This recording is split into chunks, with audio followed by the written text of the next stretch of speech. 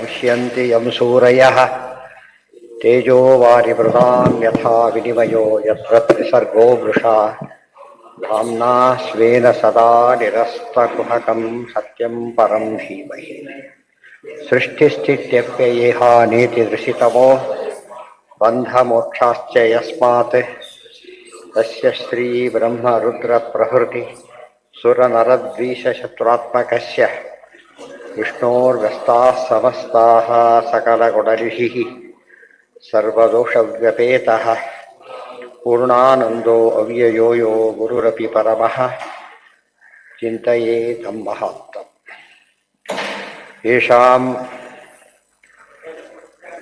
ಅನುಧ್ಯೇಯ ಪದಾಬ್ಜಯುಗ್ಮಂ ಜಗದ್ಗುರುಂ ಮಂಗಲಮಂಗಲಂ ಸ್ವಯಂ ಯಕ್ಷತ್ರಬಂಧುಃ ಪರಿಭೂಯ ಸೂರೀನ್ ಪ್ರಶಾಸ್ತಿ ಪೃಷ್ಟಃ ತದಯಂ ಹಿ ದಂಡ್ಯಃ. ಚಿತ್ರಕೇತು ರಾಜ ಏನು ಮಾಡಿದ? ವಿದ್ಯಾಧರ ಚಕ್ರವರ್ತಿ ಆದ. ವಿಮಾನದಲ್ಲಿ ಹೋಗ್ತಾ ಇದ್ದ. ಆ ಕೈಲಾಸದಲ್ಲಿ ಪಾರ್ವತಿ ಪರಮೇಶ್ವರನ ಕಂಡ. ಪರಮೇಶ್ವರ ಪಾರ್ವತಿಯವರ ತೊಡೆಯ ಮೇಲೆ ಕುಶಿಕೊಂಡು ಕೂತಿದ್ದು. ಅದನ್ನು ನೋಡಿದ, ಅಪಹಾಸ್ಯ ಮಾಡಿದ. ಗೊತ್ತಾಯ್ತು, ಇಷ್ಟು ದೊಡ್ಡವ್ರನ್ನ ಹೀಗೆಲ್ಲ ಸಭೆಯಲ್ಲಿ ಕೊಡ್ತಾರ ಅಂತ ಹೇಳಿದ. ಕಷ್ಟ ಪಾರ್ವತಿ ದೇವಿ ಹೇಳ್ತಾರೆ, ಇವನು ಅಪರಾಧಿ ಇವನು ಅಂತ ಹೇಳ್ತಾರೆ. ಅವ್ರ ಮಾತೀಗ ಯೇಷಾಂ ಅನುಧ್ಯೇಯ ಪದಾಬ್ಜಯುಗ್ಮಂ ಜಗದ್ಗುರುಂ ಮಂಗಲಮಂಗಲಂ ಸ್ವಯಂ ಯಕ್ಷದ್ರ ಬಂಧು ಪರಿಭೂಯ ಸೂರೀನ್ ಪ್ರಶಾಸ್ತಿ ಪೃಷ್ಟಃ ದೃಷ್ಟಸ್ತದಯಂ ಹಿ ದಂಡ್ಯಃ. ಎಷ್ಟು ತಪ್ಪಾಡ್ತಾ ಇದ್ದಾನೆ ಅವನು. ಇವರು ಯಾರು?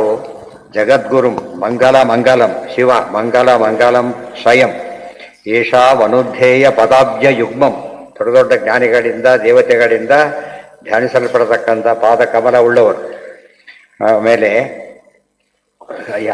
ಸ್ವಯಂ ಅಷ್ಟು ಶ್ರೇಷ್ಠರಾದ ಇವರನ್ನ ಯಹ ಕ್ಷತ್ರಬಂಧು, ಇವನೊಬ್ಬ ಕ್ಷತ್ರಬಂಧು, ಬ್ರಹ್ಮಬಂಧು ಇದ್ದ ಕ್ಷತ್ರಬಂಧು. ಬ್ರಹ್ಮಬಂಧು ಅಂದ್ರೆ ಏನು? ಬ್ರಾಹ್ಮಣ ಅಲ್ಲ, ಬ್ರಾಹ್ಮಣ ರಿಲೇಟಿವ್ಸ್ ಇದ್ದಾರೆ ಅಷ್ಟೇ. ಅದೇ ರೀತಿಯಲ್ಲಿ ಕ್ಷತ್ರಬಂಧು ಅಂದ್ರೆ ಕ್ಷತ್ರಿಯ ಅಲ್ಲ ಇವರು, ಬೈತಾರೆ. ಪರಿಭೂಯ ಸೂರೀನ್, ದೊಡ್ಡ ಜ್ಞಾನಿಗಳನ್ನೆಲ್ಲ ಅವಮಾನಿಸಿಬಿಟ್ಟು ಇದ್ದಾನಲ್ಲ, ಪ್ರಶಾಸ್ತಿ, ಇವನು ಉದ್ದೇಶ ಮಾಡ್ತಾ ಬರ್ತಾನೆ ಇನ್ನೊಬ್ಬರಿಗೆ. ಇವನು ತದಯಂ ಹಿ ದಂಡ್ಯ, ಇವನಿಗೆ ಏನಾಗಬೇಕೀಗ? ದಂಡನೆ ಆಗಬೇಕು. ಯಾರಿಗೆ? ಚಿತ್ರಕೇತು ರಾಜನಿಗೆ ದಂಡನೆ ಆಗಬೇಕು.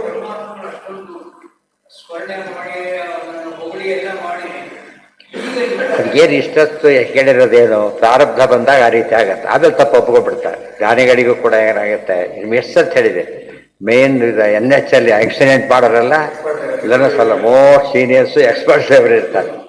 ಎಲ್ಲಂತೂ ಒಂದು ಕ್ಷಣದಲ್ಲಿ ಎಷ್ಟೊತ್ತು ತೋಡ್ಸಕ್ಕೆ ಅರ್ಧ ಗಂಟೆ ಹೊಡಿಬೇಕಾಗಿಲ್ಲ.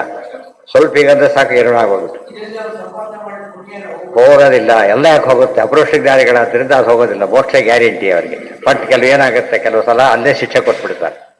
ಕೆಲವಕ್ಕೆ ಆನಂದ ಹ್ರಾಸ ಆಗುತ್ತೆ. ಎರಡು ರೀತಿ ಪನಿಷ್ಮೆಂಟ್. ಯಾರ? ಅಲ್ಲ ಅದಕ್ಕೆ ಸಂಬಂಧನೇ. ಸುಕುಮಾರವನ ಅಲ್ಲ ಇದು, ಕೈಲಾಸ ಅಷ್ಟೇ ಇದೆ. ಇಲ್ಲೇನು ನಡೆದಿದ್ದು ಇಷ್ಟೇ. ಅಲ್ಲಿ ಬೇರೆಯವ್ರಿಗೆ ಬೇಕಾದ ಸಭೆ ಇದು. ಯೇಷಾಂ ಪಕ್ಷೇ ತದವತಾರಾಣಾಂ ಅನುಧ್ಯೇಯ ಪದಾಬ್ಜಯುಗ್ಮಂ. ದೇವತೆಗಳು ಸಹ ಇವರ ಪಾದಕಮಲಗಳನ್ನ ನೆನೆಸ್ತಾರೆ.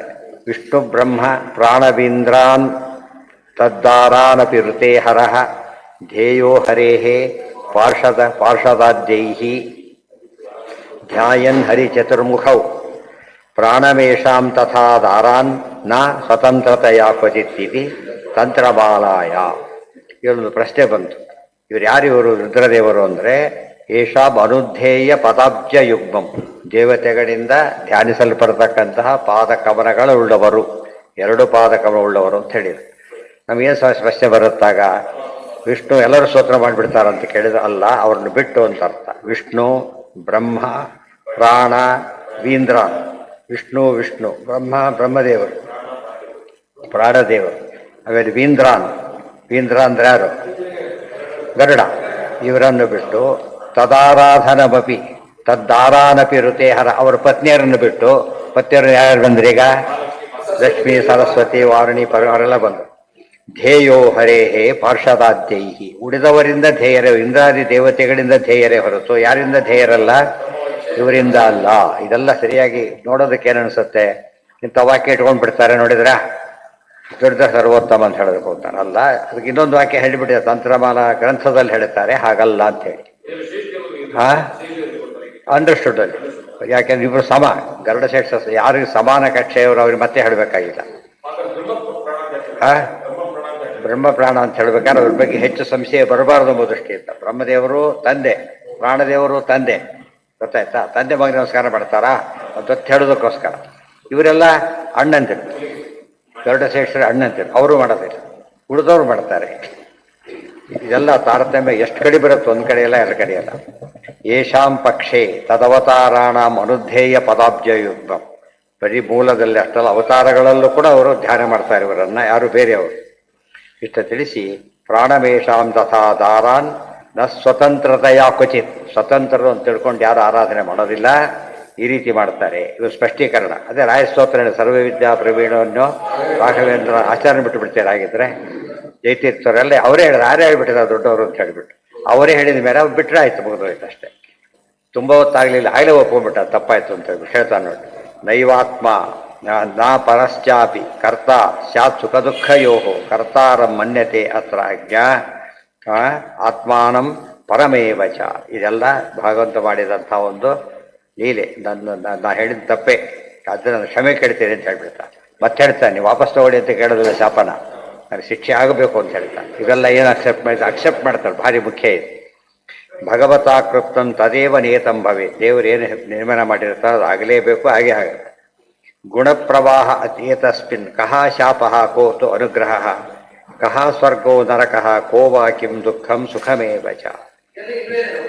ಏನ ನಾನು ಇಲ್ಲದೋದ್ರೆ ಏನು ಮಾಡಿ ಚೇಸ್ಕೋಬೇಕಷ್ಟೆ, ಅದನ್ನು ಬಿಡೋಕ್ಕಾಗಲ್ಲ. ಭಾಗವತ್ ಶ್ಲೋಕಗಳವೆಲ್ಲ. ಗುಣಪ್ರವಾಹ ಏತಸ್ಮಿನ್ ಕಹ ಶಾಪಃ ಕಹ ಅನುಗ್ರಹ ಕಹ ಸ್ವರ್ಗ ನರಕಃ ಕೋ ವಾ ಕಿಂ ದುಃಖಂ ಸುಖಮೇವ ಚ.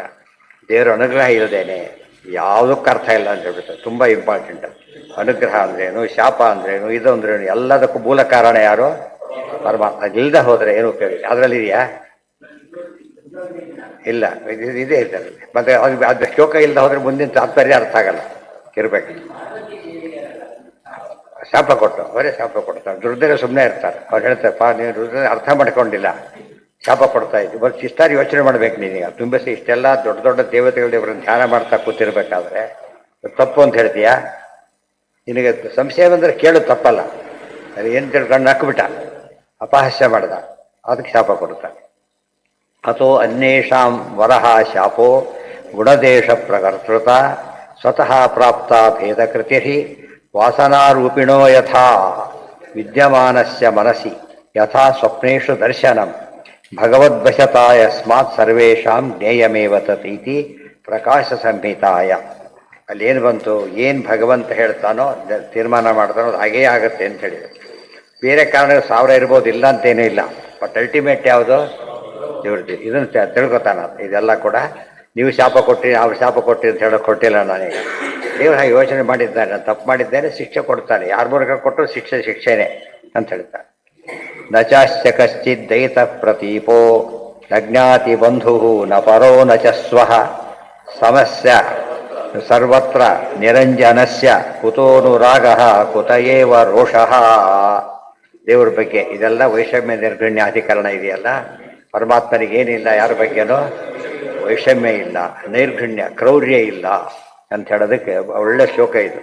ನಚ ಅಸ್ಯ ಕಶ್ಚಿತ್ ದಯಿತಃ. ಪರಮಾತ್ಮ ಯಾರು ಫಿಕ್ಸ್ ಮಾಡ್ಕೊಂಡ್ಬಿಡೋದಿಲ್ಲ, ಇವ್ರು ನನ್ನ ಪ್ರಿಯ, ಅದರಿಂದ ಏನು ಮಾಡಿದ್ರೆ ಕ್ಷಮಿಸ್ಬೇಕು. ಹಾಗೆ ತಾನೇ ಆಗಿರೋ. ತಮ್ಮ ಬಂಧು ಅಂದರೆ ಎಲ್ಲ ಏನು ಮಾಡಿದ್ರು ಕ್ಷಮೆ, ಅಲ್ಲ ಅಂತಷ್ಟೇ ಎಲ್ಲ ಮೈನಸ್ ಪಾಯಿಂಟೇ, ಹಾಗೆ ಮಾಡಬಾರ್ದು.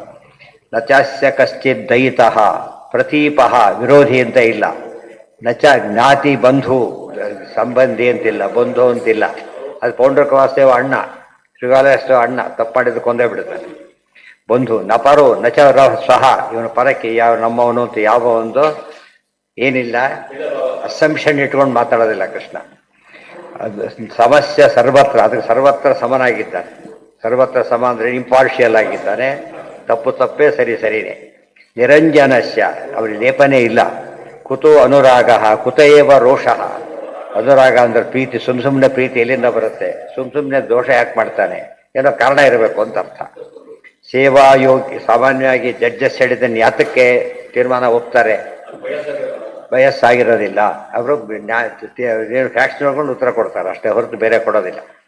ಅವರು ಎಲ್ಲ ಹೋದರೆ ಜಡ್ಜ್ ಆಗಲಿ ನಾಯಕ ಅಲ್ಲ ಅವರು. ಪರಮಾತ್ಮ ಜಡ್ಜ್ಗಳ ನ್ಯಾಯೋ ನೇತಾ ಸಮೀರಣ ಆದ್ರಿಂದ ಪರಮಾತ್ಮ ಏನು ಮಾಡೋದಿಲ್ಲ, ಇಂದ ಅನ್ಯಾಯ ಮಾಡೋದಿಲ್ಲ. ಅದನ್ನು ತಪ್ಪಿ ಶಿಕ್ಷೆ ಕೊಡಿಸಿದ್ದ. ಇದು ಆತೊಬ್ಬನೇ ಅಲ್ಲ, ಎಲ್ಲರೂ ಅಕ್ಸೆಪ್ಟ್ ಮಾಡಬೇಕು. ಇದೇ ಮಾತು ಎಲ್ಲರೂ ಅರ್ಥ ಮಾಡ್ಕೋಬೇಕು.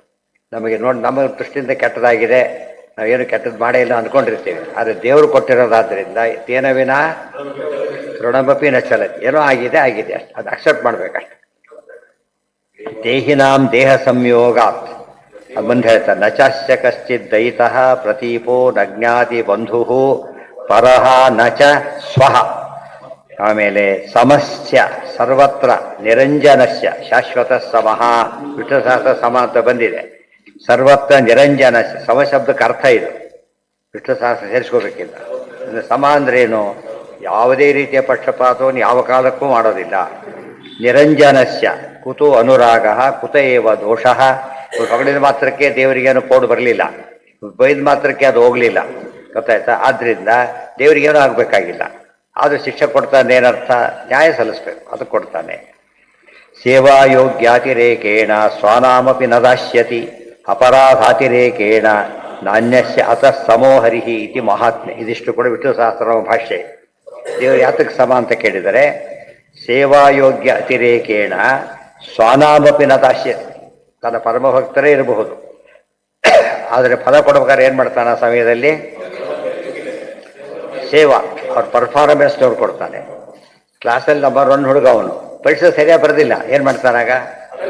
ಇವತ್ತಿನ ಪರ್ಫಾರ್ಮೆನ್ಸ್ ಪ್ರಕಾರ ನೀನು ಕಡಿಮೆನೆ, ನೀವು ಜಾಸ್ತಿ ಗೊತ್ತಿದ್ರೆ ನನಗೆ ಗೊತ್ತು, ಬಟ್ ಇಲ್ಲಿ ಬರೋದಿಲ್ವಲ್ಲ, ಇನ್ನೊಬ್ರು ಬರೆದಿದ್ದಾನೆ, ಅವನು ಜಾಸ್ತಿ ಕಡಿಮೆ ಮಾಡೋಕ್ಕೆ ಬರೋದಿಲ್ಲ. ಇದು ನಿಷ್ಪಕ್ಷಪಾತ ಅಂತ ಆಗಿರಬೇಕು. ಸೇವಾಯೋಗ್ಯ ಅತಿರೇಕೇಣ ಸ್ವಾನಾಮಪಿ ನ ದಾಸ್ಯತಿ. ಸ್ವಾನಾಮ ಅಂದ್ರೇನು? ತನ್ನ ಭಕ್ತರಿಗೂ ಕೂಡ ಸೇವೆಗೆ ತಕ್ಕಂತೆ ಫಲ ಕೊಡ್ತಾನೆ ಹೊರತು ಬೇರೆ ರೀತಿ ಕೊಡೋದಿಲ್ಲ. ಇದೆ ಏ ಯಥಾ ಮಾಂ ಪ್ರಪದ್ಯಂತೆ ತಾಂ ತಥೈವ ಭಜಾಮ್ಯ. ಆ ಗೀತಾ ಶ್ಲೋಕಕ್ಕೆ ಇದು ವಿವರಣೆ. ಹಾ,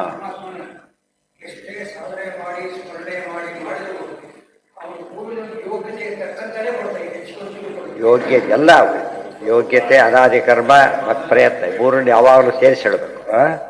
ಅದಕ್ಕೆ ವೈಷಮ್ಯನಾದಿಗಳ ಹೇಳಿರೋ ವಿಚಾರಣೆ. ಅದೇ ರೀತಿಯೇ ಒಬ್ಬ ದ್ವೇಷಿ ಇದ್ದಾನೆ, ದೊಡ್ಡ ಅಯೋಗ್ಯ, ಆದರೆ ಶಿಕ್ಷೆ ಒಂದೇ ರೀತಿ ಅವ್ರು ಕೊಡೋದಿಲ್ಲ. ಹಾಗೆಲ್ಲ ಹೇಗೆ ಕೊಡ್ತಾನೆ? ಅಪರಾಧಾತಿರೇಕೇಣ, ಸೇವೆಗೆ ತಕ್ಕಂಥ ಅನುಗ್ರಹ, ಅಪರಾಧಕ್ಕೆ ತಕ್ಕಂಥ ಶಿಕ್ಷೆ. ಹೆಚ್ಚು ಶಿಕ್ಷೆ ಕೊಡೋದಿಲ್ಲ, ಅಷ್ಟೇ ಕೊಡಬೇಕು. ನ್ಯಾಯಾಧೀಶ ಅಂಥೇಳಿ ಪಿಕ್ ಪ್ಯಾಕೆಟ್ ಪಡೆಯೋದಕ್ಕೆ ಹೇಗೆ ಕೊಡೋದಕ್ಕೆ ಬರಲ್ಲ. ಹಾಗೆಲ್ಲ ಕೂಡ ಏನು ಕೊಡಬೇಕು? ಅವನು ಅದಕ್ಕೆ ತಕ್ಕಂಥ ಶಿಕ್ಷೆ ಕೊಡಬೇಕು ಹೊರತು ಯಾವುದಕ್ಕೆ ಕೊಡ್ಲಿಕ್ಕೆ ಬರೋದಿಲ್ಲ. ತಿಳಿತಾ? ಅದೇ ರೀತಿಯಲ್ಲಿ ಯಾವುದೋ ಸಣ್ಣದು ಮಾಡಿದ್ರೆ ದೊಡ್ಡ ಅಂತ ಕೊಡೋಕ್ಕೂ ಬರೋದಿಲ್ಲ, ಅಷ್ಟೇ ಇರಬೇಕು. ದೇಹಿನಾಂ ದೇಹ ಸಂಯೋಗ, ಇದೆಲ್ಲ ನೆನಪಿಟ್ಟುಕೊಂಡ್ರೆ ನಮಗೆ ಯಾವುದೇ ದೃಷ್ಟಿ, ನಮಗೆ ದೇವ್ರ ಬಗ್ಗೆ ಏನು ಭಕ್ತಿ ಕಡಿಮೆ ಆಗಲ್ಲ. ಆಗ ಎಷ್ಟೋ ಸರ್ತಿ ಏನಾಗಿಬಿಡುತ್ತೆ, ಏನೋ ಭಾರಿ ಮಾಡಿದ್ದೆ ನಾನು, ಕೈ ಕೊಟ್ಬಿಟ್ಟ ದೇವರು ಅಂತೇಳಿ ಭಾವನೆ ಬರಬಾರ್ದು. ದೇವ್ರ ಬಗ್ಗೆ ಏನು ಹೇಳಿದಾಗುತ್ತೆ, ನಾವಾಗ ದೋಷ ಆರೋಪಣೆ ಮಾಡಬಾರ್ದು. ಅದು ತಡ್ಕೊಡೋದು ತಪಸ್. ಮತ್ತೆ ದೇವ್ರು ಅಕ್ಸೆಪ್ಟ್ ಮಾಡ್ಕೊಂಡ್ಬಿಟ್ರೆ ಏನು ಮಾಡ್ತಾರೆ? ಶಿಕ್ಷೆನ ಕಡಿಮೆ ಮಾಡ್ತಾರೆ, ಎಷ್ಟೋ ಸಲ ಕಡಿಮೆ ಮಾಡಿಬಿಡ್ತಾರೆ. ಸನ್ನಡತೆ ಮೇಲೆ ಬಿಡುಗಡೆ ಅಂತ ಮಾಡ್ತಾರಲ್ಲ ಹಾಗೆ. ಸುಖಂ ದುಃಖಂ ದೇಹಿನಾಂ ದೇಹ ಸಂಯೋಗ ದ್ವಂದ್ವಾನ್ ಈಶ್ವರ ಲೀಲೆಯ ಸುಖಂ ದುಃಖಂ ಮೃತಿರ್ಜನ್ಮ ಶಾಪೋ ಅನುಗ್ರಹ ಏವಚ. ನೋಡಿ, ದೇಹಿನಾಂ ದೇಹ ಸಂಯೋಗಾತ್ ದ್ವಂದ್ವಾನಿ ಈಶ್ವರ ಲೀಲೆಯ. ಎಲ್ಲ ಈಶ್ವರ ಲೀಲೆ ಇದಿಷ್ಟು ಕೂಡ. ದೇಹ ಕೊಡೋದು, ಸುಖ ಕೊಡೋದು, ದುಃಖ ಕೊಡೋದು, ಸಾವು ಕೊಡೋದು, ಹುಟ್ಟು ಕೊಡೋದು, ಶಾಪ, ಅನುಗ್ರಹ ಎಲ್ಲವೂ ಕೂಡ ಅವನ ಲೀಲೆ. ಆದ್ದರಿಂದ ನಾವು ಅದನ್ನು ಒಪ್ಪದೆ ಹೋದರೆ ಅಪರಾಧ ಆಗುತ್ತೆ, ಬೇರೆ ಏನೂ ಇಲ್ಲ. ಅವಿವೇಕಕೃತ ಪುಂಸೋ ಹಿ ಅರ್ಥಭೇದ ಇಹಾತ್ಮನಿ ಗುಣದೋಷ ವಿಕಲ್ಪಶ್ಚ ಭಿದೇವ ಸ್ವಪ್ನಕಲ್ಪಿತ. ಅವಿವೇಕಕೃತ ಪುಂಸಃ ಈ ಅರ್ಥ. ನೀವು ಹಿಂದಿನ ಶ್ಲೋಕ ಇಲ್ಲ ಅಂತ ಹೇಳಿದ, ಇಲ್ಲದೆ ಹೋಗಿಬಿಟ್ಟಿದ್ರೆ ಈ ತಾತ್ಪರ್ಯಕ್ಕೆ ರೆಲೆವೆನ್ಸ್ ಬರ್ತಿದ್ದಿಲ್ಲ. ಆ ಶ್ಲೋಕ ಇರಲೇಬೇಕು. ಅವಿವೇಕಕೃತ ಪುಂಸಃ ಹಿ ಅರ್ಥ ಭೇದ ಸ ಇಹ ಆತ್ಮನಿ. ಅರ್ಥ ಅಂದ್ರೇನೋ, ನಡೆದ ಒಂದು ವಿಷಯ ನನಗೆ ಹೀಗಾಯಿತು ಹಾಗಾಯಿತು ಅಂತ ಹೇಳ್ಕೊತಾನೆ. ಇದೇನಿದು? ಅವಿವೇಕಕೃತ, ಅವಿವೇಕದ ಫಲ ಅಷ್ಟೇ ಇದು. ಗುಣದೋಷ ವಿಕಲ್ಪಸ್ಯ ಭಿದೇವ ಸ್ವಕಲ್ಪಿತ ಸ್ವಪ್ನಕಲ್ಪಿತ. ಗುಣದೋಷ ವಿಕಲ್ಪಶ್ಚ ಭಿದೇವ ಸ್ವಪ್ನಕಲ್ಪಿತ. ಸ್ವಪ್ನಕಲ್ಪಿತ ಅಂದ್ರೇನೋ ಅನಿತ್ಯ, ಸೆಕೆಂಡರಿ, ಫೈನಲ್ ಅಲ್ಲ. ಫೈನಲ್ ದೇವರ ಅನುಗ್ರಹನೇ. ಅದಕ್ಕೆ ಎಷ್ಟೇ ಒಳ್ಳೇದು ಮಾಡಿರಲಿ, ಆದರೆ ದೇವರು ಕೂಡ ಅನುಗ್ರಹ ಅದಕ್ಕಿಂತ ಜಾಸ್ತಿ ಇರುತ್ತೆ ಹೊರತು ಕಡಿಮೆ ಇರೋದಿಲ್ಲ. ಶಿಕ್ಷೆ ಮಾತ್ರ ಜಾಸ್ತಿಗಿಂತ ಕಡಿಮೆ ಕೊಡ್ತಾರೆ. ಇದು ಬಹಳ ಆಶ್ಚರ್ಯ. ಅನುಗ್ರಹ ಹೆಚ್ಚು ಮಾಡ್ತಾನೆ, ಶಿಕ್ಷೆ ಕಡಿಮೆ ಕೊಡ್ತಾನೆ. ಇದಕ್ಕೆ ನಿಜವಾದ ಕಾರುಣ್ಯ, ಇದು ಕಾರುಣ್ಯ ಅಂತ ಬಂತು. ನಮಗೇನು ಅನಿಸುತ್ತಾಗ ಬರೀ ಲೆಕ್ಕದ ಪ್ರಕಾರ ಕೊಡೋದಾದ್ರೆ ದೇವ್ರು ಯಾತಕ್ಕೆ ಬೇಕು?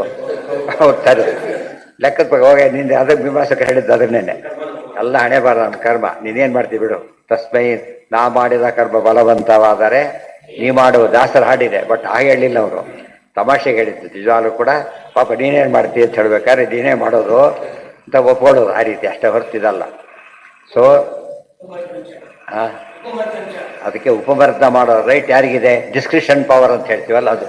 ಮನೆಗೆ ರಾಷ್ಟ್ರಪತಿ ಕೇಳ್ಕೊತಾರಲ್ಲ, ಎಷ್ಟೊತ್ತ ಕ್ಷಮಾದಾನ ಮಾಡಿಬಿಡ್ಬೋದು, ಗೊತ್ತಾಯ್ತಾ? ಅವ್ನು ಸುಮ್ಮನೆ ಮಾಡೋದಿಲ್ಲ, ಪಾಸ್ಟ್ ರೆಕಾರ್ಡ್ಸ್ ಎಲ್ಲ ನೋಡ್ತಾರೆ ಅವನು, ಗೊತ್ತಾಯ್ತಾ? ಒಂದೇ ತಪ್ಪು ಮಾಡಿದ್ದಾನೆ, ಅದು ಆಕಸ್ಮಿಕ. ಅದು ತಪ್ಪೇ ದೊಡ್ಡ ಶಿಕ್ಷೆ ಕೊಟ್ಟಿದ್ದ. ಏನು ಮಾಡ್ಬೋದು ಆತೀಗ? ಕಡಿಮೆ ಮಾಡಿಸ್ಬೋದು, ಪೂರ್ತಿ ಬಿಡ್ಬೋದು, ಯಾವುದೇ ರೀತಿಯಲ್ಲ ಸ್ವಾತಂತ್ರ್ಯ ಇದೆ. ಇಲ್ಲ ಹೋದ್ರೆ ರಾಷ್ಟ್ರಪತಿಯ ಉಪಯೋಗ ಏನಾಗಿದೆ? ಸೊ ಮೆಕ್ಯಾನಿಕಲಿ ಸೈನ್ ಮಾಡೋದಾದ್ರೆ ಸಿಂಪಲ್. ಆಫೀಸ್ ಒಳಗೆ ಯಾರು ಬರಬಾರದು ಅಂತಿದ್ರೆ ಬಾಲಕಳು ಕೂತ್ಕೊಂಡ್ರೆ ಲಾಕ್ ಮಾಡ್ಕೊಂಡ್ಬಿಟ್ಟು. ಯಾಕೆ ಕುಡಿಸ್ತಾರೋ ಒಬ್ಬನ್ನ? ಅವ್ನು ನೋಡ್ತಾನೆ, ಬಂದು ಇವ್ರಿಗೆ ಅವ್ನು ಬಿಡು ಇಲ್ಲ ಹೋದ್ರೆ ಇಲ್ಲ. ಯಾರು ಬರಬಾರ್ದು ಅಂತಿದ್ರೆ ಮನೆ ಕೂತ್ಕೊಂಡು ಮನೇಲೆ ಕೂತ್ರ ಒಂದು ಉದ್ದೇಶ ಇದೆ. ಅದಕ್ಕೋಸ್ಕರ ದೇವ್ರಿಗೆ ಏನು ಪವರ್ ಇದೆ ಅಂದರೆ ಇದೆ, ಕಾರುಣ್ಯ ಇದೆ. ಆ ಕಾರುಣ್ಯನ ಹೇಗೆ ಉಪಯೋಗಿಸ್ತಾನೆ? ಸುಮ್ಮನೆ ಉಪಯೋಗಿಸೋದಿಲ್ಲ. ಮತ್ತೆ ಒಂದು ತಪ್ಪಿಗೆ ಹಿಂದಿನ ಏನು ಎಲ್ಲರಿಗೂ ಗೊತ್ತು, ದೇವರಿಗೆ ವಿನೋಸ್ ಎವರಿಥಿಂಗ್. ಆದ್ದರಿಂದ ಆ ರೀತಿ ಮಾಡ್ತಾರೆ. ಅದನ್ನೇ ಪಾಪಕರ್ಮವ ಸಹಿಸುವರೆ ಲಕ್ಷ್ಮೀಪತಿಗೆ ಸಮರಾದ ದಿವಿಜರನು ಈ ಪಯೋಜ ಭವಾಂಡದೊಳಗೆ ಆವಲ್ಲಿ ನಾಕಾಣೆ. ಗೋಪ ಗುರುವಿನ ಮಡದಿ ಭೃಗು ನಗಚಾಪ ಮೊದಲಾದವರು ಮಾಡಿದ ಮಹಾಪರಾಧಗಳೆಣಿಸಿದನೆ ಕರುಣಾ ಸಮುದ್ರ ಹರಿ. ದೃಷ್ಟಾಂತ ಕೊಡ್ತಾರೆ, ಅದು ಸ್ವಾರಸ್ಯ ಇದೆ. ಗೋಪ ಯಾರು? ಎರಡರ್ಥ. ಗೋ ಅಂದರೆ ಸ್ವರ್ಗ, ಸ್ವರ್ಗಾಧಿಪತಿ ಇಂದ್ರ ಅಂತ ಒಂದರ್ಥ. ಗೋಪ ನಂದಗೋಪಾದಿಗಳು. ಯಾತಕ್ಕೆ ಕಡಿಮೆ ಮಾಡಿದ? ಉತ್ತರ ಅಲ್ಲೇ ಇದೆ. ಮೂರು ಲೋಕದ ಅಧಿಪತಿ ಆತ, ಬೇಕಾದ ಕೆಲಸ ಮಾಡಿದ್ದಾನೆ. ಒಂದು ತಪ್ಪು ಮಾಡಿದಾಗ ಅದು ವಿನಾಯಿತಿ ಕೊಡ್ತಾನೆ. ಇಲ್ಲೋದ್ರೆ ಎಲ್ಲ ಬರೀ ತಪ್ಪೇ ಮಾಡ್ತಾರೆ, ಯಾರು ವಿನಾಯಿತಿ ಕೊಡೋದಿಲ್ಲ. ಆ ದೃಷ್ಟಿಯಲ್ಲಿ ಗೋಪ ಗುರುವಿನ ಮಡದಿ, ಪ್ಲಸ್ ಪಾಯಿಂಟ್ ಅದೇ, ಗುರುವಿನ ಮಡದಿ. ಪಾಪ ದೇವಗುರುಗಳು ಅವ್ರ ಹೆಂಡತಿ, ಆದ್ದರಿಂದ ಅವರ ಸಾಧನೆಯ ಫಲದಿಂದ ಕೊಟ್ಟರು. ಇವತ್ತು ಲೋನ್ ಮಾಡಿಸಿ ಇನ್ನೊಬ್ರು ತೀರಿಸ್ಬೋದಿಲ್ಲ ಲೋನ್ ತೀರಿಸ್ಬೇಕಷ್ಟೇ, ನೀನೇ ತೀರಿಸ್ಬೇಕು ಅಂತ ಇಲ್ಲ. ಬ್ಯಾಂಕ್ ಹರಾಜು ಹಾಕ್ಲಿಕ್ಕೆ ಬಂದು ಯಾರೋ ನೋಡ್ದ, ಬೇಕಾದವ್ರು ನಾನು ದುಡ್ಡು ಕೊಟ್ಟು ಬಿಟ್ಬಿಡ್ತಾರೆ ಅಷ್ಟೇ. ಅವನೇ ಕೊಡಬೇಕು ಅಂತೇನು ಹೇಳಕ್ಕೆ ಹೋಗೋದಿಲ್ಲ, ಗೊತ್ತಾಯ್ತಾ? ಅವನೇ ಪ್ರಿಂಟ್ ಮಾಡಿ ಕೊಡಬೇಕು ಅಂತ ಹೇಳೋಕ್ಕಾಗುತ್ತಾ? ಸಾಧ್ಯ ಇಲ್ಲ. ಆ ದೃಷ್ಟಿಯಲ್ಲಿ ಅವ್ರ ಸಾಧನೆಗೋಸ್ಕರ ಇವು ಅನುಗ್ರಹ ಮಾಡಿದರು. ಗುರುವಿನ ಮಡದಿ ಆದ್ದರಿಂದ ಭೃಗು ಮುನಿಗಳು ಯಾತಕ್ಕೆ ಬಂದರು? ಅವರು ಕಾಲಿರೋದ್ರೆ ಶ್ರಮಿಸಿಬಿಟ್ಟ. ಯಾತಕ್ಕೆ? ಅವ್ರ ಉದ್ದೇಶ ಏನಿತ್ತು? ಸರ್ವತ್ರ ಸ್ಥಾಪನೆ ಮಾಡೋದಾಗಿತ್ತು. ಇದು ಸೈಡ್ ಎಫೆಕ್ಟ್ ಆಗಿ ತಪ್ಪಾಯಿತು. ಆದ್ದರಿಂದ ಅಂದರೆ ಅಲ್ಲಲ್ಲೇ ಉತ್ತರ, ಆ ಪದಗಳಲ್ಲೇ ಉತ್ತರ ಇದೆ. ಆದ್ದರಿಂದ ಆ ರೀತಿ ಇಲ್ಲದ ಹೋದರೆ ಉಳಿದವ್ರಿಗೆ ಕ್ಷಮೆಗೆ, ಅವನಿಗೆ ಕ್ಷಮಿಸಿ ನನ್ನ ಕ್ಷಮಿಸೋದಿಲ್ಲ. ಅವು ಲೇಟಾಗಿ ಬಂದರೆ ಒಳಗೆ ಬಿಟ್ಬಿಟ್ರೆ ಯಾಕೆ? ಎಂದೂ ಲೇಟಾಗಿ ಬರೋಣ ಅಲ್ಲ ಅವನು, ಬಿಟ್ಬಿಟ್ಟು ದಿವಸ ಹೊರಗೆ ಬಂದರೆ ಬೇಡ ಅಂತ ಹೇಳ್ಬಿಡ್ತಾರೆ. ಆ ಕಾರಣ ಇದೆ. ಅವ್ನು ಕೆಳಗಿಲ್ಲ, ಉಳಿದವನು ಕೂಡ ದಿವಸ ಇವತ್ತ ಪರವಾಗಿಲ್ಲ, ಉಳಿದವನು ಕೂಡ ಸುಮ್ಮನೆ ಇರ್ತಾನೆ. ಯಾಕೆಂದರೆ ನಾನು ದಿವಸ ಬರೋಣ ಆದ್ದರಿಂದ ನನಗೆ ಅಪ್ಲಿಕಬಲ್ ಅಲ್ಲ ಅಂತ. ಇದು ದೇವರ ಕರುಣೆ. ಇದು ತುಂಬ ಜನ ಇಲ್ಲದೆ ಹೋಗಿದ್ದಾರೆ. ದೇವರ ಕರುಣೆ ಏನು ಬಂತಿದ್ರಲ್ಲಿ ಪ್ರಶ್ನೆ ಮಾಡ್ತಿದ್ರು. ನಾವು ಎಷ್ಟೇ ಸಾಧನೆ ಮಾಡಲಿ, ಇವತ್ತು ನೋಡ್ತೇವಲ್ಲ, ಫಸ್ಟ್ ರ್ಯಾಂಕ್ನವರಿಗೆ ಸೀಟ್ ಕೊಡದೇ ಇರ್ಬೋದು. ಅವ್ನು ಕಾರಣ ಕೊಡ್ತಾನೆ, ಇಂಟರ್ವ್ಯೂ ಸರಿ ಮಾಡಿಲ್ಲ ಅಂತ ಹೇಳ್ತಾರೆ. ಸರಿ ಮಾಡಿರ್ಬೋದು, ಪಕ್ಷಪಾತ ಮಾಡ್ತಾರೋ ತಿಳಿತಾ? ಅವ್ನ ಪವರ್ ಇದೆಯಲ್ವ ಈಗ. ಬಟ್ ಸರಿಯಾಗಿ ಕೊಟ್ಬಿಟ್ಟ, ಗುಡ್ ಅಂತ ಹೇಳ್ತಾರೋ ಇಲ್ಲೋ, ನ್ಯಾಯ ಕೊಟ್ಟ ಅಂತ ಹೇಳ್ತಾರೋ ಇಲ್ಲೋ, ಇನ್ನೂ ಸ್ವಲ್ಪ ಕಡಿಮೆ, ಸ್ವಲ್ಪ ಅಡ್ಜಸ್ಟ್ ಕೊಟ್ಟು ಇನ್ನೂ ಗುಡ್ ಅಂತ ಹೇಳ್ತಾರೆ. ಇದು ದೇವರ ಮಹಿಮೆ. ಒಟ್ಟು ತಿಳ್ಕೊಬೇಕಾದ್ದೇನು ಅಂದರೆ, ನಾವು ಎಷ್ಟೇ ಮಾಡಿದ್ರು ಕೂಡ, ಎಷ್ಟೇ ಒಳ್ಳೇದು ಮಾಡಿದ್ರು ಕೂಡ ದೇವರು ಅದಕ್ಕಿಂತ ಭಾರಿ ಜಾಸ್ತಿ ಫಲ ಕೊಡ್ತಾರೆ. ಆದ್ದರಿಂದ ನಾವು ದೇವರಿಗೆ ಆ ಕರುಣೆ ಅಂತ ಹೇಳಲೇಬೇಕು, ನಾವು ಬೇರೆ ದಾರಿ ಇಲ್ಲ. ಅದೇ ರೀತಿಯೇ ಎಷ್ಟೇ ತಪ್ಪು ಮಾಡಿದ್ರು ಕೂಡ ತಮ್ಮ ಯೋಗ್ಯನ ತಮಸ್ಗೆ ಆಗ್ತಾರೆ, ಕೊಂದೇ ಹಾಕಿಬಿಡಬಹುದಾಗಿತ್ತು, ಕೊಡೋದಿಲ್ಲ. ಜೀವಾವಧಿ ಶಿಕ್ಷೆ, ದೇವರ ಸರ್ಕಾರದಲ್ಲಿ ಜೀವಾವಧಿ ಶಿಕ್ಷೆ ಫೈನಲ್ ಇದಿಲ್ಲ, ಏನಿಲ್ಲ, ಥ್ಯಾಂಕ್ ಯು, ಕೊಲ್ಲೋದಿಲ್ಲ. ಅಂದರೆ ನಮ್ಮ ಸರ್ಕಾರ ಇನ್ನೂ ಮಾಡೋ ಯೋಚನೆಯಲ್ಲಿದ್ದಾರೆ, ಮಾಡೋಕ್ಕಾಗ್ತಾ ಇಲ್ಲ ಅವರಿಗೆ. ಆದರೆ ಸರ್ಕಾರ ಮಾಡಿಬಿಟ್ಟಿದ್ದಾರೆ ಪರ್ಯಾವರ ಶಿಕ್ಷೆ. ಹಾಂ, ಯಾರಿಗೆ? ಅದೇ ಹೇಳ್ತಿರೋದು, ಅಪರೋಕ್ಷ ಜ್ಞಾನಿಗಳಿಗೆ ಹೇಳಿರೋದನ್ನ, ಉಳಿದವ್ರಿಗೆ ಹೇಳಿಲ್ಲ. ಏನ ಅರೆ ಅಪರೋಕ್ಷ ಜ್ಞಾನಿಗಳಿಗೆ ಆ ಮಟ್ಟದಲ್ಲಿ ಕೊಟ್ಟರು, ನಮಗೆ ನಮ್ಮ ಮಟ್ಟದಲ್ಲಿ ಕೊಡ್ತಾರೆ. ಅರ್ಥ ಆಯ್ತು? ಚಿಕ್ಕವರಿಗೂ ಇದರ್ಥ, ದೊಡ್ಡ ಸಂಬಳ ಕೊಡ್ತಾರೆ, ಪ್ರೈಸ್ ಕೊಡ್ತಾರಲ್ಲ, ಹಾಗೆ ಅವರಿಗೂ ಇದ್ದೇ ಪ್ರತಿ. ನಾವು ಮಾಡೋದು ಸರಿಯಾದ ತಪ್ಪಿಗೆ ಶಿಕ್ಷೆ ಕೊಡೋದಾದರೆ ಎಷ್ಟು ಜನ ಎಲಿಮಿನೇಟ್ ಹೋಗ್ಬಿಡ್ತಾರೆ ಗೊತ್ತಾ? ಅವ್ರಿಗೆ ಮೋಕ್ಷದ ಆಸೆ ಕೂಡ ಇರ್ಲಿಕ್ಕೆ ಸಾಧ್ಯ ಇಲ್ಲ. ಅರ್ಥ ಆಯ್ತಾ? ಆ ರೀತಿ ಸಾಧ್ಯ ಇಲ್ಲ. ದೇವರು ಅಷ್ಟು ಭಾರಿ ಸೇರಿಸ್ಕೊಡ್ತಾರೆ. ಅದು ಆಚಾರ್ಯ ಹೇಳ್ತಾರೆ, ಮನುಷ್ಯ ಎಷ್ಟೇ ಬೆಸ್ಟ್ ಮಾಡಿದ್ರು ಕೂಡ ಭಾರಿ ನಂಬರ್ 1 ಆಚಾರ ಅಂತ ತಿಳ್ಕೊಂಡ್ರೆ ಅವ್ನು ಎಷ್ಟು ಚೆನ್ನಾಗಿ ಮಾಡಿರ್ತಾರೆ ಅಂದರೆ 10% ಅಂತ ಅಷ್ಟೇ ಮಾಡೋದು, 10% ಅಷ್ಟೇ ಮಾಡೋದು. ದೊಡ್ಡ ಜ್ಞಾನಿ, ಉಳಿದೋಡ್ ಬಿಟ್ಟು ಮೈನಸ್ ಪಾಯಿಂಟ್ ಅವೆಲ್ಲ ಇರ್ತವೆ. ಅಂದಮೇಲೆ ಮುಗಿದು ಬಿಡುದಲ್ಲ 25% ಯಾರು ಕೊಡಬೇಕು? ದೇವ್ರು ಕೊಡ್ತಾನೆ ಅಂತ ಹೇಳ್ತಾರೆ. ಅರ್ಥ ಆಯ್ತಾ? ಇದು ಅರ್ಥ ಮಾಡಿಕೊಂಡ್ರೆ ದೇವ್ರ ಬಗ್ಗೆ ನಾವು ಯಾವಾಗಲೂ ಕೂಡ ಏನಾಗಿರ್ತೀವಿ, ಕರುಣಾಳು ಅಂತಲೇ ಚಿಂತನೆ ಮಾಡ್ತಿರ್ತೀವಿ. ಭಾರಿ ಸಿಕ್ಕಾಯಿತು, ಕೈಕಾಲು ಮುರಿದೋಗ್ಬಿಡುತ್ತೆ. ಹೇಳ್ತಾರೆ ದೇವ್ರು ದಯ ಮಾಡಿದ, ಏನು ಉಳಿಸಿದ್ದಾನೆ, ದೊಡ್ಡ ದಯ ಅಲ್ವೇನೋದು ಅಂತ. ಅರ್ಥ ಆಯ್ತಾ ಈಗ? ಅದು ಅದನ್ನು ಸಾಧನೆ ಅಂತ ಕರೀತಾರೆ. ಅಲ್ಲಿ ಹೇಳ್ಬೇಕು, ಶುಭಾಂಧ್ಯಾಯಂತಿ ಕಾಮಾನ್ ಗುರುದೇವ ಪ್ರಸಾದಜ ಇತರಾನ್ ಆತ್ಮ ಪಾಪೋತ್ಥಾನ್ ತೇಷಾಂ ವಿದ್ಯಾ ಫಲಿಷ್ಯತಿ. ತಂತ್ರ ಸಾರ್ ಇದೇ ಮಾತೆ ಹೇಳಿದರು. ಒಳ್ಳೆಯದಾದರೆ ದೊಡ್ಡವರ ಅನುಗ್ರಹ ಅಷ್ಟೇ. ನಾವು ಎಷ್ಟೇ ಮಾಡಿದ್ರು ಕೂಡ ಅನುಗ್ರಹ ದೊಡ್ಡದು. ಅದೇ ರೀತಿಯಲ್ಲಿ ತಪ್ಪಾದಾಗ ಮಾತ್ರ ನಮ್ಮ ಜವಾಬ್ದಾರಿ ಹೊತ್ತು ಈ ತಪ್ಪಿಗೆ ಪರಮಾತ್ಮ ಕಡಿಮೆ ಶಿಕ್ಷೆ ಕೊಟ್ಟಿದ್ದಾನೆ ಅಂತ ಹೇಳಬೇಕಾಗ್ತದೆ. ದೇಹಿನಾಂ ದೇಹ ಸಂಯೋಗಾತ್ ಅದೆಲ್ಲ ಇತಿ ಭಾಗವತೋ ದೇವಿಯ, ಇದೆಲ್ಲ ಇಂಪಾರ್ಟೆಂಟ್. ಅಂದರೆ ಅಲ್ಲೇ ಇದ್ದಾನೆ, ಒಂದು ನಿಮಿಷದಲ್ಲಿ ಚೇಂಜ್ ಆಗಿದೆ. ಶಾಪ ಕೊಟ್ಕೊಡ್ತಲ್ಲಕ್ಕೆ ಚೇಂಜ್ ಆಗಿಬಿಡೋದು ಅಕ್ಷರಿ.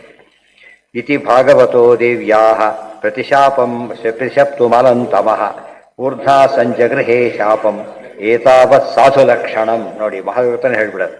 ಆತೇನು ಮಾಡಬಹುದಾಗಿತ್ತು ಬೇಕಾದ್ರೆ ಪ್ರತಿಶಪ್ತು ಮಲಂತಮಃ, ಪ್ರತಿಯ ಶಾಪ ಕೊಡ್ಬೋದಾಗಿತ್ತು ಅಂತ ಪ್ರಸಂಗ ಬಂದಿದೆ. ಎಲ್ಲಿ? ನವಮಸ್ಕಂದಲ್ಲೇ ಬರುತ್ತೆ. ನಿಮಿರಾಜ ವಿಶಿಷ್ಟರ ಕೈಲಿ ಯಜ್ಞ ಮಾಡಿಸ್ತಾ ಇದ್ದ. ಸ್ವಲ್ಪ ಮಾಡಿಸಿದ್ರು, ಇಲ್ಲ ನಾನು ಇಂದ್ರದೇವರು ಕರೆದಿದ್ದಾರೆ ಹೋಗಿ ತಿರ್ಗಿಬಿಟ್ಟು ಹೋಗ್ಬಿಟ್ಟು ಅರ್ಧಕ್ಕೆ ಬಿಟ್ಟು ಹೋಗ್ಬಿಟ್ರು. ಗೊತ್ತಾಯ್ತಾ? ಇವರೇನು ಮಾಡಿದ್ರು, ಅಷ್ಟೊತ್ತಿಗೆ ಬೇರೆಯವ್ರ ಕರೆಸಿ ಮುಗಿಸ್ಬಿಟ್ಟ. ಅವರು ಅಲ್ಲಿ ಮುಗಿಸಿ ಬಂದರು, ಏನಪ್ಪ ಮುಂದುವರ್ಸೋಣ ಅಂತೇಳಿ. ಬೇಕಾಗಿಲ್ಲ ಹೋಗಿರಿ ಅಂತ ಹೇಳಿದ. ನಾನು ಮಾಡಿಸ್ಬಿಟ್ಟಾಯ್ತು ಅವರು ಸಿಟ್ಟು ಬಂದು ಶಾಪ ಕೊಟ್ಟರು.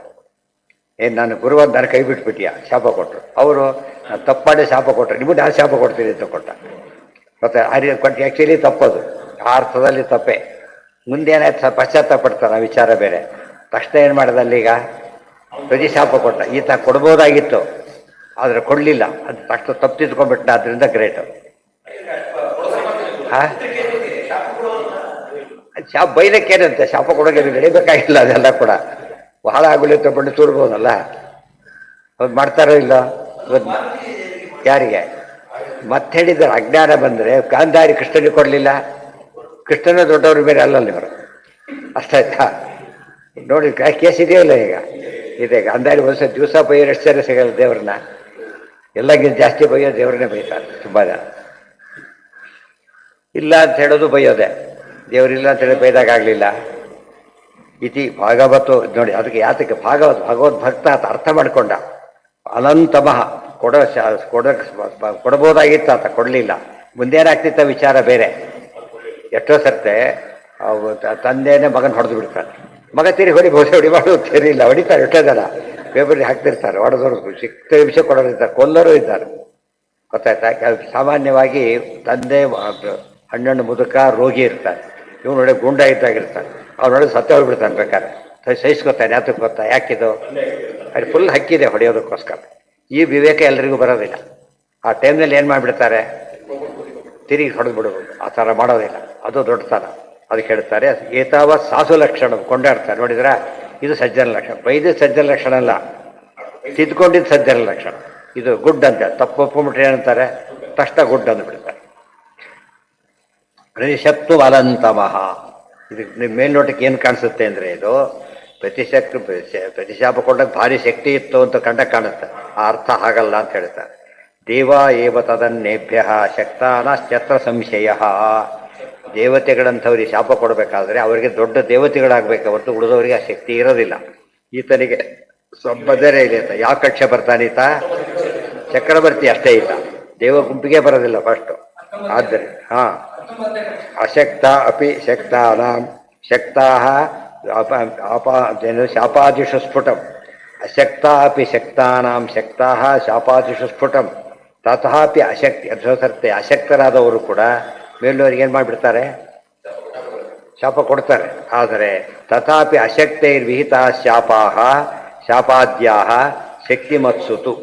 ಆದರೆ ಅಶಕ್ತರಾದವರು ತಮಗಿಂತ ಶಕ್ತಿಯರು ಶಾಪ ಕೊಟ್ಟುಬಿಟ್ರೆ ಅವೇನಾಗೋದಿಲ್ಲ, ಅತ್ಯಲ್ಪಾಶ್ಚ, ಅದು ತೀರ ಮಿನಿಮಮ್ ಎಫೆಕ್ಟ್ ಏರ್ಪಡುತ್ತೆ. ಅಲ್ಪಕಾಲಾಶ್ಚ, ಸ್ವಲ್ಪ ಕಾಲ ಇರುತ್ತೆ.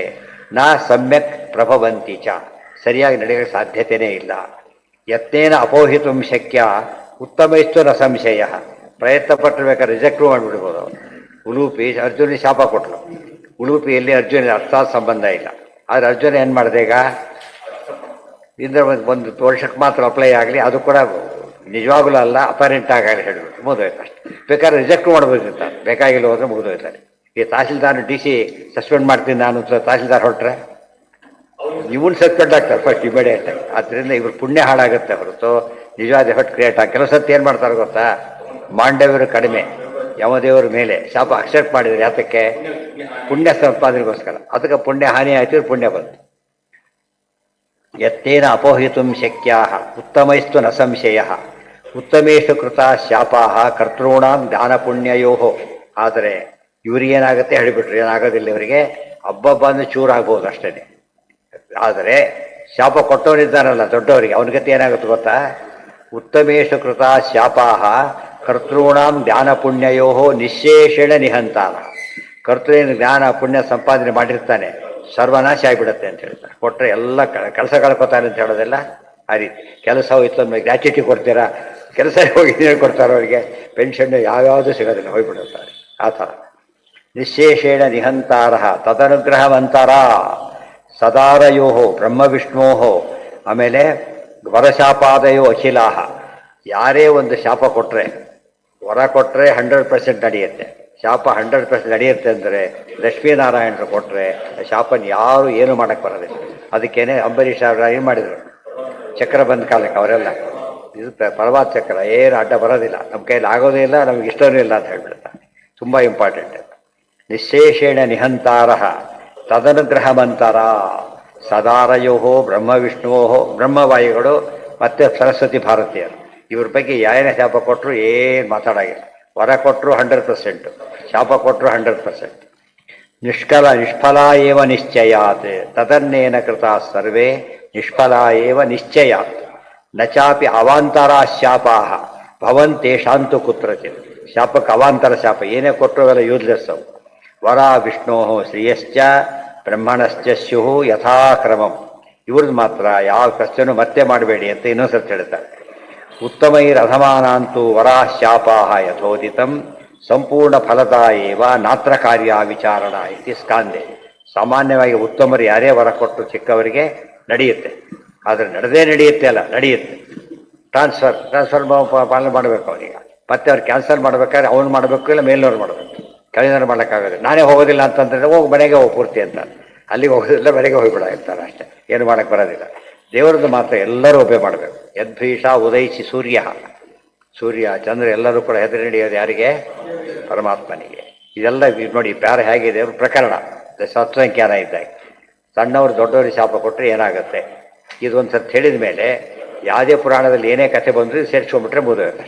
ಅದಕ್ಕೆ ಇದು ಬರೀ ಭಾಗವತ ತಾತ್ಪರ್ಯ ಆಗಲಿಲ್ಲ, ಏನಾಯಿತು, ಎಲ್ಲ ಪುರಾಣಕ್ಕೂ ತಾತ್ಪರ್ಯ. ಪುರಾಣ ಸ್ಥಾನಪಾಂಧಾನ ಅಭಾಷಾತ್ರಯ ವೇದಿನ ಭವತಾ ಸುಸಖ ಚಕ್ರೆ ಶ್ರೀ ಭಾಗವತ ನಿರ್ಣಯ. ಇವೆಲ್ಲ ಆಚಾರ್ಯಗಂತ ಇದೆಲ್ಲ ಸೇರಿಸ್ಬಿಟ್ರೆ ಇಡೀ 18 ಪುರಾಣಕ್ಕೂ ಕೂಡ ಒಂದಕ್ಕೆ ಬರದಾಗಿದೆ ಆಚಾರ್ಯ. ಉಳಿದಕ್ಕೆಲ್ಲ ಈ ವಾಕ್ಯ ಅದರಲ್ಲೇ ಸೇರಿಸ್ಬಿಟ್ರೆ ಅಷ್ಟಕ್ಕೂ ವ್ಯಾಖ್ಯಾನ ಆಗುತ್ತೆ. ನಮಗೆ ಕೆಲಸ ಆಗೋದಿಲ್ಲ ಅಂದರೆ ಇಲ್ಲೇ ಇಲ್ಲ, ಏನೇನು ಕೆಲಸ ಆಗೋದಿಲ್ಲ. ಆ ರೀತಿಯಲ್ಲಿ ನಮ್ಮಂಥ ಸಿದ್ಧಾಂತ ಇಟ್ಟುಕೊಂಡು ಎಷ್ಟು ಕೆಲಸ ಆಗಬೇಕಾಗಿತ್ತು ಅಂದರೆ ಎಲ್ಲರೂ ನಮ್ಮನ್ನು ನೋಡಿ ಕಲಿಬೇಕಾಗಿದೆ. ಇವತ್ತು ನಮ್ಮ ನೋಡಿ ಇದನ್ನು ಕಲಿಬೇಕಾಗಿದೆ, ಮಾಡಬಾರ್ದು ಕಲಿಬೇಕಾಗಿದೆ. ಭಾಳ ಅನ್ಯಾಯ, ಸಿಕ್ಕಾಬಟ್ಟೆ ಕೆಲಸ ಇದೆ. ಇದೊಂದೇ ಆ್ಯಂಗಲಲ್ಲಿ 18 ಪುರಾಣ ಓದ್ಬೋದು ಇಷ್ಟೇ. ಇದೊಂದೇ ಹುಡುಕಿಬಿಟ್ರು ಸಾಕು, ಎಷ್ಟು ಕಾಂಟ್ರಿಬ್ಯೂಷನ್ ಆಗುತ್ತೆ ಗೊತ್ತಾ, ಎಲ್ಲೆಲ್ಲಿ ಬಂದಿದೆ ಅದು ಕನ್ಫ್ಯೂಷನ್ ಇಲ್ಲಾಗ. ಯಾವ ಪ್ರಶ್ನೆ ತಕ್ಷಣ ರೆಡಿ ಬೇಡ ಅನ್ಸೋದು. ಇತಿ ಷಷ್ಠ ತಾತ್ಪರ್ಯ ಸಪ್ತದಶೋಧ್ಯಾಯ.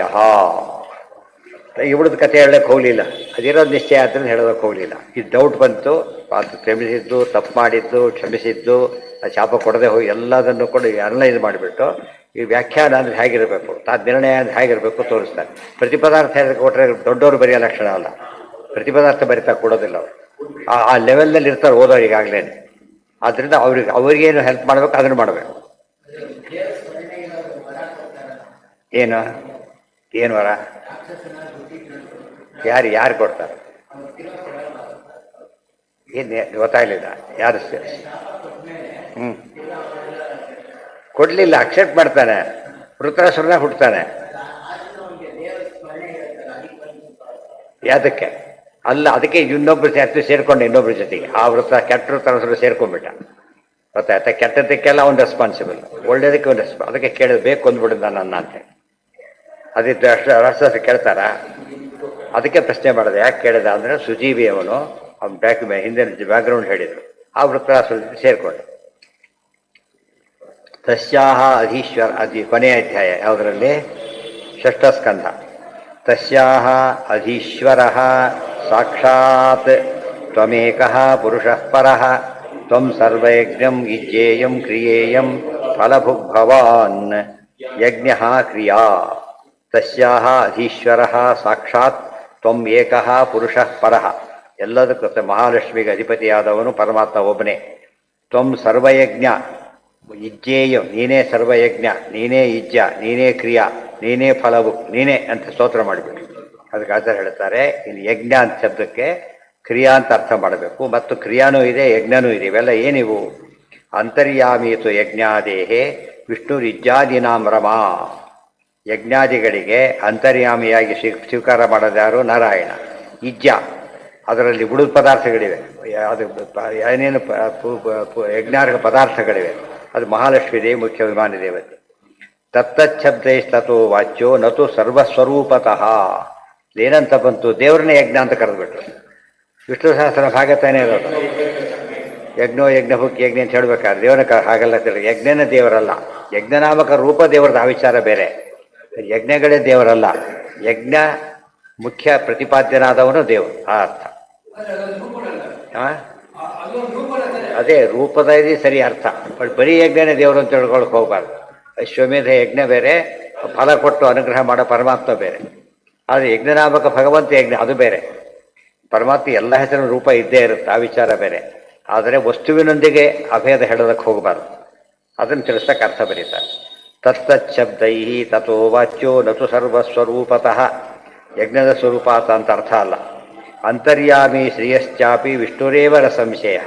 ಮಹಾಲಕ್ಷ್ಮಿಗೆ ಅಂತರ್ಯಾಮಿಯಾಗಿರೋದು ಯಾರು? ವಿಷ್ಣು ಒಬ್ಬನೇ. ಅಂತರ್ಯಾಮಿ ಕಶ್ಚಿದಸ್ತಿ ವಿಷ್ಣೋ ಕ್ವಾಪಿ ನಾ ಅಂತರ್ಯಾಮಿ. ವಿಷ್ಣುವಿಗೆ ಮಾತ್ರ ಅಂತರ್ಯಾಮಿ ಅಂತ ಹೇಳಬಾರ್ದು. ಭಾರತ ಹೇಳೋಕ್ಕೆ ಪ್ರಾಣಾಂತರ್ಗತ ಅಂತ ಹೇಳ್ತಾರೆ, ಲಕ್ಷ್ಮಿ ಅಂತರ್ಗತ ಹೇಳುತ್ತೆ. ನಾರಾಯಣ ಅಂತರ್ಗತ ಯಾರು ಹೇಳಬೇಕೀಗ? ಅಂತರ್ಗತ ಯಾರಿದ್ದಾರೆ ನಾರಾಯಣನಿಗೆ? ಆ ಪದ ಉಪಯೋಗಿಸ್ಬಾರ್ದು, ಅಭ್ಯಾಸ ಆಗಿಬಿಟ್ಟಿರ್ತಾರೆ. ಅದು ಎಲ್ಲೋ ಏನು ಗೊತ್ತಿಲ್ಲ ಅದಕ್ಕೆ. ಅದು ಯಾವುದೋ ಅರ್ಚಕರು ಒಂದು ಕಡೆ ಹೋದಾಗ ಗೊತ್ತಾಯ್ತಾ, ಮೂದರಾಮ ಅಂತರ್ಗತ ರಾಘವೇಂದ್ರ ಸ್ವಾಮಿ, ಮೂದರಾಮ ಅಂತರ್ಗತ ರಾಮ ಸ್ವಾಮಿ ಅಂದರೆ ಅವ್ರಿಗೆ ಏನು ಹೇಳೋದಕ್ಕೂ ಗೊತ್ತಿಲ್ಲ. ಅದು ಟ್ರೈಂಡೇ ಅಲ್ಲ, ಮಠ ಕಟ್ಟಿದ ಪೂಜೆ ಶುರು ಮಾಡಿಬಿಟ್ಟ. ಅಂದರೆ ಅದು ನಮ್ಮಲ್ಲಿ ಏನಾಗಿದೆ ಅಂದರೆ ಕೆಲವು ವ್ಯವಸ್ಥೆಯಲ್ಲಿ ಯಾರೂ ಪ್ರಶ್ನೆ ಮಾಡೋದೇ ಇಲ್ಲ. ಕೇಳಬೇಕು, ಹಾಗೆಲ್ಲ ತಪ್ಪು. ಅವನು ಸರ್ಟಿಫಿಕೇಟ್ ಇದೆ ಈಗ ಅರ್ಚಕನಾಗಲಿ ಯೋಗ್ಯನಾಗಿದ್ದಾನೆ ಅದು ತೋರಿಸಲೇಬೇಕು. ಅವನು ಟೈಪಿಸ್ಟ್ ಸುಮ್ಮನೆ ಟೈಪಿಸ್ಟ್ ಆಗಿರ್ಬೇಕು. ಇದು ಏನು ಇಲ್ಲದೆ ಬರೋದು ನಮ್ಮ ಅಧ್ಯಾತ್ಮಕ್ಕೆ ಒಂದೇನೆ. ಅದಕ್ಕೆ ಅದು ಕೆಟ್ಟ ಹಾಳಾಗೋಗ್ಬಿಡುತ್ತೆ, ಫಲ ಸಿಗೋದಿಲ್ಲ. ಜನ ಇಲ್ಲಿ ಇದೆ ಆ್ಯಕ್ಚುಲಿ ಕೇಳೋದಿಲ್ಲ. ಸಂಗೀತ ಸೇವಾ ಅವ್ರು ಹೇಳಿಬಿಟ್ಟ ಸಿನಿಮಾ ಶುರು ಮಾಡಿಬಿಟ್ಟು ಹೇಳೋದು. ಅವ್ರಿಗೆ ಗೊತ್ತಿಲ್ಲ, ಇವ್ರಿಗೆ ಗೊತ್ತಿಲ್ಲ, ಹೆಪ್ಪಾಳೆ ಗೊತ್ತಿದ್ದಾರೆ. ಅಂದರೆ ಎಷ್ಟು ಅನ್ಯಾಯ ಅಂದರೆ ನಮ್ಮಲ್ಲಿ ವ್ಯವಸ್ಥೆ ಇಲ್ಲ. ಕಂಟ್ರೋಲ್ ಯಾರನ್ನು ಕೇಳಿದ್ರೆ ಕಂಟ್ರೋಲ್ ಮಾಡಾಗಿ ನೀವು ಯಾರು ಕೇಳೋಕ್ಕೆ ಅಂತಾರೋ ಗೊತ್ತಾಯ್ತಾ. ನಮ್ಮದು ಈ ಮಠ ಇನ್ನು ಆ ಮಠ ಆದ್ದರಿಂದ ಕೇಳೋಂಗಿಲ್ಲ. ಅವ್ರು ನಮ್ಮ ಮಠದಲ್ಲಿ ನಾವು ಕೇಳೋದಿಲ್ಲ. ಹೀಗಾಗಿ ಎಲ್ಲೆಲ್ಲೋ ಹೋಗ್ಬಿಡೋದು. ಇದೇ ದೇವ್ರು ನೋಡ್ತಾರಲ್ಲ, ಪಕ್ಷಪಾತ ಇಲ್ಲ. ತಪ್ಪು ಅಂದರೆ ತಪ್ಪೇನೆ, ಅವ್ರು ತಪ್ಪು ಮಾಡಿದ್ರೆ ಸರಿ ಆಗಿದೆ, ಅಪರಾಧ ಅಂತ ಹೇಳಬೇಕಲ್ಲ. ಅಲ್ಲಿಗೆ ಷಷ್ಠ ಸ್ಕಂದ ಮುಗಿತು. ಇದು ಶ್ರೀಮದ್. ಮೊದಲು ನೀವು ಬಂದೇ ಇದ್ದಿಲ್ಲ ಅಂತ ಕಾಣಿಸ್ತಾವೆ. ಶುರುವಾಗಿದ್ದೇ ಅದರಿಂದ ಫಸ್ಟೇ ಆಯ್ತಾ ಬೆಳೆದ ಫಸ್ಟ್. ಕೊನೆಯದು ಪುಂಸವನ ವ್ರತ ಕೊನೆಯದು ಬಂದಿತ್ತು, ಮೊದಲನೇದು ಅದು. ಅದರಿಂದ ಅವತ್ತು ಬಹುಶಃ ಬಂದಿರಲಿಕ್ಕಿಲ್ಲ ಅಂತ ಕಾಣಿಸ್ತದೆ. ಅಲ್ಲಿಗೆ ಮುಗೀತು. ಮುಂದೆ ಸಪ್ತಮ ಸ್ಕಂದ ಪ್ರಾರಂಭ. ನಾಳೆಯಿಂದ ಸಪ್ತಮ ಸ್ಕಂದ ಗೊತ್ತಾಯ್ತಾ. ಭಾರಿ ಮುಖ್ಯ ಇದೆ. ಯಾಕೆಂದರೆ ಪ್ರಹ್ಲಾದರಾಜರ ಕಥೆ, ನರಸಿಂಹಾವತಾರ, ಅನೇಕ ವರ್ಣಾಶ್ರಮ ಧರ್ಮಗಳು ಎಲ್ಲ ಬರುತ್ತೆ ಅದರೊಳಗೆ. ಅದು ಇಷ್ಟು ಸ್ಕಂದಗಳಲ್ಲಿ 1, ಆಮೇಲೆ 2, 3 ಕೆಲವು ಹೆಚ್ಚು ಬರೆದಿದ್ದಾರೆ, ಕೆಲವು ಕಡಿಮೆ. 8, 9 ಭಾರಿ ಕಡಿಮೆ ಬರೀತಾರೆ. ಮುಖ್ಯ ವಿಷಯಗಳ ಬಗ್ಗೆ ಇಬ್ಬರು ಬೇರೆ ಕಡೆ ಹೇಳಿಬಿಟ್ಟಿದ್ದಾರೆ, ಅದನ್ನು ಸ್ವಲ್ಪ ಹೇಳ್ತಾರೆ. ಇದು ನಾಳೆ ದಿವಸ ನೋಡೋಣ. ಮೊದಲೇ ಅಧ್ಯಾಯಕ್ಕೆ ಎಷ್ಟು ಬರೆದಾರೆ? ಬೇಕಾಷ್ಟು ಬರ. ಮೊದಲೇ ಅಧ್ಯಾಯಕ್ಕೆ ಎಷ್ಟು ಪುಟ ಇದೆ ನೋಡಿ, ಅಷ್ಟು ದೊಡ್ಡದು. 10, 11 ಭಾರಿ ದೊಡ್ಡದು. ಅತಿ ದೊಡ್ಡ ಭಾಗ ಅಂದರೆ ಏಕಾಸ್ಕಂದಕ್ಕೆ. ಗೀತಾ ಭಾಷ್ಯ ಹೇಗಿದ್ದರೆ ಹಾಗೆ ಬಂದಿಲ್ಲ.